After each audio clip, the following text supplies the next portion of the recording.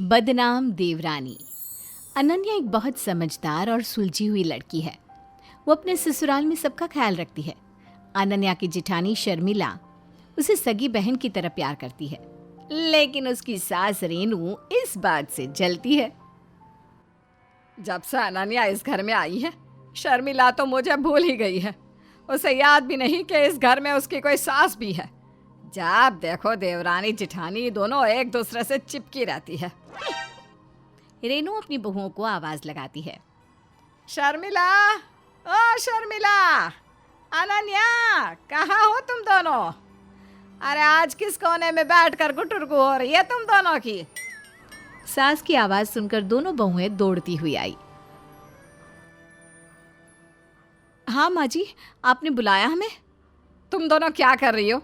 आज रसोई घर का चूल्हा नहीं जला। आज हम सबको भूखा मारोगी क्या? माँ जी, हम कपड़े धो रहे थे।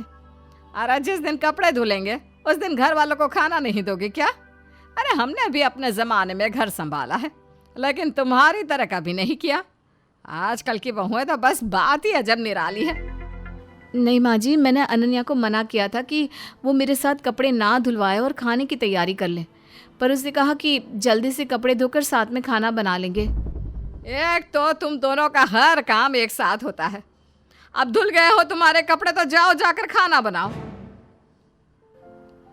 अनन्या और शर्मिला खाना बनाने में लग जाती हैं। इतने में रेनू का पति मोहन घर आता है और आते ही अनन्या को आवाज देता है। अनन्या बहू, जल्दी बाहर आओ। ए जी, घर में और भी लोग हैं ना? मैं भी आपके सामने बैठी हूँ। आप तो आते ही छोटी बहू के नाम का जाप करने लगे। मोहन कुछ बोल पाता, इतने में अनन्या बाहर आकर कहती है, पापा जी, आपने बुलाया मुझे? हाँ बहू, तुमने मुझे जो वो ऑनलाइन साड़ी बेचने का आइडिया दिया था ना, तो मैंने वैसा ही किया जैसा तुमने कहा था, और अब मेरा बिजनेस बहुत अच्छा चल रहा है। पापा जी, ये तो बहुत बड़ी खुशखबरी है। मैं सबके लिए मिठाई लाती हूँ। ये बोलकर अनन्या वहाँ से चली जाती है और रेनू अपनी छोटी बहू के बारे में सोचती है। धीरे धीरे ये अनन्या तो सबको अपने पक्ष में कर लेगी। मुझे जल्दी इसका कोई ना कोई इलाज करना होगा। अब रेनू ने ठान लिया था कि अपनी छोटी बहू को सबके सामने बदनाम करके रहेगी। उसके बाद से घर पर कोई मेहमान आता तो रेनू अनन्या की बुराई करने लग जाती और हर किसी से उसकी बुराई करती। एक दिन घर पर मोहन की बहन शांति आई। अनन्या ने बहुत खुश होकर उसका स्वागत किया। अरे बुआ जी, आप अंदर आइए ना। कैसी हैं आप? घर में सब कैसे हैं? बहू सब ठीक है, बस भाई भाभी और बच्चों की याद आई तो आ गई तुम सबसे मिलने। जा अपनी सास को तो बुला ला बेटा। अनन्या जाकर अपनी सास को बुला लाई और फिर शांति और रेनू आपस में बात करने लगे। कैसी हो भाभी? आज आप लोगों की याद आ गई तो सोचा आपसे और भाई से मिल लूं। भाभी, आपकी दोनों बहुएं तो बहुत अच्छी हैं। दूर के ढोल ना सुहावने लगते हैं। बड़ी बहू तो अच्छी है, लेकिन छोटी बहू का चाल चलन ठीक नहीं। उसे घर का कोई काम भी नहीं आता। अरे समझ में नहीं आता क्या करूं। कहाँ से ले आई आप ऐसी लड़की? आप तो बस इस बहू से अपना पीछा छुड़वा लो। लेकिन बात तो बहुत प्यार से कर रही थी। उसे देखकर लगता नहीं कि उसका चाल चलन बिगड़ा हुआ होगा। शांति के पेट में कोई बात नहीं पचती। शांति ये बात सबको बता देगी और मेरा काम आसान हो जाएगा। कुछ देर बाद शांति चली जाती है। रेनू की सारी बातें शर्मिला सुन लेती है। वो अपनी सास से बहुत गुस्से से कहती है, माँ जी, आपको शर्म आनी चाहिए। आप अपनी बहू की बदनामी कर रही हो। आपको ये बातें शोभा नहीं देती। अगर अब आपने ऐसा किया ना तो ये बात मैं सबको बता दूंगी। ये बोलकर शर्मिला वहाँ से चली जाती है, लेकिन रेनू अपनी हरकतों से बाज नहीं आती। वो अपनी छोटी बहू को बदनाम करने की सारी कोशिशें करती रहती है। एक दिन शर्मिला की माँ उससे मिलने आती है। माँ, कैसी हो आप? मुझे कई दिनों से आपकी याद आ रही थी। अच्छा हुआ आप आ गई। मैं तो बिल्कुल ठीक हूँ। यहाँ किसी काम से आई थी, सोचा तुझसे भी मिल लूं। कैसी है तू? माँ, मैं आपके लिए कुछ खाने को लाती हूँ, आप बैठिए ना। नहीं बेटा, तू कहीं मत जा, यहाँ बैठ। मुझे एक बात तो बता, तेरी देवरानी की तो चारों तरफ बहुत बदनामी हो रही है। सुनने में आया है कि उसका चाल चलन कुछ ठीक नहीं है और वो किसी से ठीक से बात भी नहीं करती। देख तू ना उससे दूर रही हो। मैं नहीं चाहती कि उसकी गंदी हरकतों का तेरे ऊपर कोई असर पड़े। माँ, आपको ये सारी बातें किसने बताई? पिछले हफ्ते तेरे पापा तेरे भाई के ससुराल गए थे, बस उन्होंने ही बताया। अब ज्यादा सवाल जवाब मत कर, बस इस बात का ध्यान रख कि उससे दूर रहना। ऐसी बदनाम देवरानी का क्या फायदा। अपनी सास से बोल दे कि उसे उसके मायके भेज दे। माँ, मेरी सास तो यही चाहती है कि मेरी देवरानी हमेशा के लिए अपने मायके चली जाए। उन्होंने ही मेरी देवरानी को बदनाम किया है। अब मैं उन्हें नहीं छोड़ूंगी। मैं उनकी सच्चाई सारे घर वालों के सामने लाकर रहूंगी। शर्मिला अपनी सास के नज़दीक रहना शुरू कर देती है।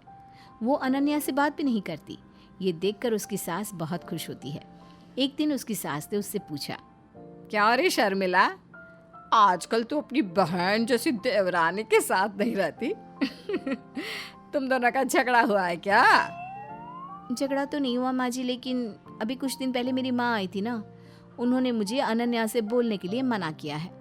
बोल रही थी कि तेरी देवरानी की बदनामी चारों तरफ हो रही है, तो तुझसे मत बोला कर। सही तो कह रही थी तेरी माँ, अपनी देवरानी से दूर रहा कर। माँ जी, एक बात तो बताओ। ये बात तो मुझे भी पता है और आपको भी पता है कि अनन्या बुरी नहीं है। घर के सारे लोग उसे पसंद करते हैं। तो आपने उसे बदनाम किया कैसे? हर जगह उसकी बदनामी हो रही है।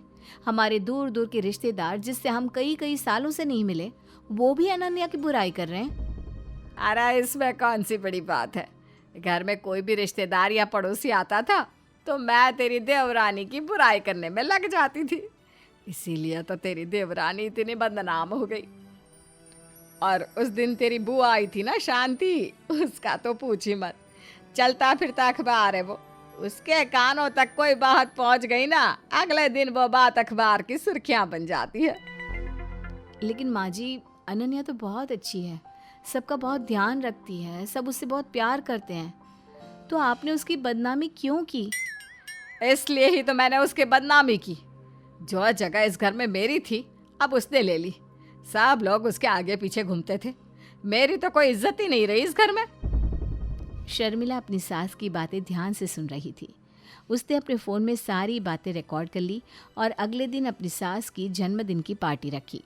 इस पार्टी में उसने सारे रिश्तेदारों और पड़ोसियों को बुलाया था, पर इनमें से कोई भी अनन्या से बात नहीं कर रहा था। अनन्या दुखी होकर किचन में चली गई।